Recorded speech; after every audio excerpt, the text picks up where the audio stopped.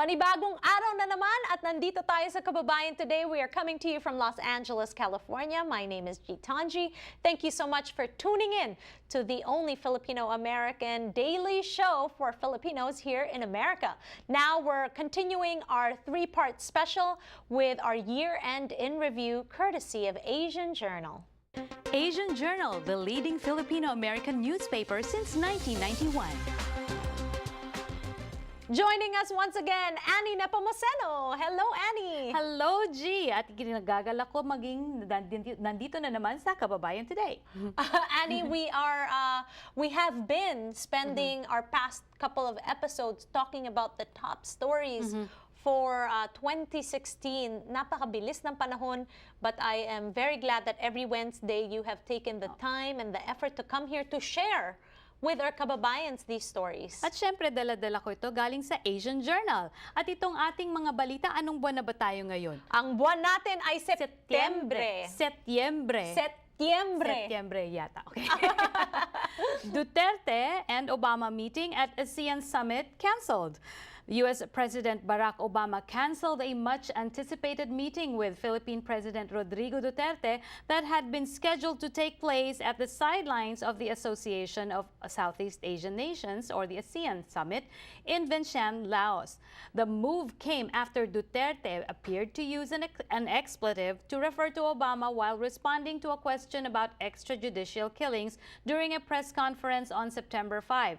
However, Filipino officials explained that Duterte was actually directing his comments at the news media. The two world leaders did wind up speaking informally and shaking hands before a gala dinner at the summit on Wednesday, September 7. It was the first face-to-face meeting between the two presidents. Yes. But, eto na naman tayo. Makahulugan talaga yon, yung mga kilos ng mga taong mataas sa ating gobyerno at society. Diba? Kaya pag ikaw ay isang presidente, marami talagang titingnan at ibabati ko sa inyong mabibitawang salita at kahit inyong mga kilos. So, we can look at it both ways, di ba? Kasi dahil sa sinabi ni Duterte at yung pag-cancel ni Barack Obama, see, they don't have to go any further, but it's like sending a very strong message. Yes, and it just proves that as a president, don't use expletives. Diba? Kasi parang you're not your own person, at least for the duration of the job. Diba? You represent an entire nation of people, and yung kilos mo talaga is either to bring down the country or bring up the country. Yes, and definitely on a more positive side to bring up the country, right? But in a collection of speeches that the Rappler produced, one after the other, it seems like President Rodrigo Duterte, this is the way he speaks. And when he does make mura, mahirap isipin, no? Pero yung mga tao sa paligid niya, nag-cheer. Chini-cheer siya pag nagmumura siya. Oo, kasi alam niyo sanayan din yan eh. 'Di ba? Pag yung talagang yung expletives are habitual, 'di ba? At ikaw din, habitual mo na ring naririnig, 'di ba? Parang nagiging manhid ka na rin doon or you take it differently. Pero the thing is that hindi lahat ng tao will understand it the same way. Yes, but what message does that send to the youth of the Philippines, 'di ba? Na okay lang na magsalita ng ganun? Oo, tsaka people look up to the position of president, 'di ba? And parang I want to be president of the Philippines, do I also have to do that? And then our parents now have another job ahead of us to say something or dissuade some negative actions on the part of their children.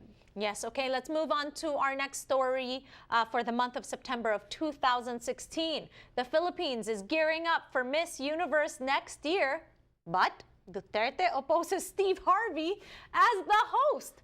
Philippine Department of Tourism officials said President Rodrigo Duterte was displeased to learn that Steve Harvey had been selected to host the upcoming 2017 Miss Universe pageant set to take place in the Philippines next January. Although the president has downplayed certain comments as jokes in the past, the Department of Tourism Secretary Wanda Teo said the president was not laughing when he expressed his disapproval with Harvey. When the comedian hosted the pageant last year, he mistakenly announced that Miss Colombia, Ariadna Gutierrez, had won before retracting his statements and proclaiming victory for Filipino contestant Pia Wurtzbach. Teo said that the DOT would recommend a local media personality to take Harvey's place. What does he have against Steve Harvey? Has he said something specific about that? No, I narinig just na. feel that dahil nga nagkamali si Steve Harvey, ayaw niya na siya yung mag-host ulit. But the point is, Steve Harvey has apologized, and just like us, we are all human. We all make mistakes. Everyone deserves a second chance. Even the president, who has time and time again used expletives, has gotten into controversies about, you know, raping people and all this stuff. People give him a chance, so why not Steve Harvey? When we return, we're going to be talking about the top stories for October of 2016 as we reflect on the year that was. Magbabalik kami dito sa aming programang Kababayan Today.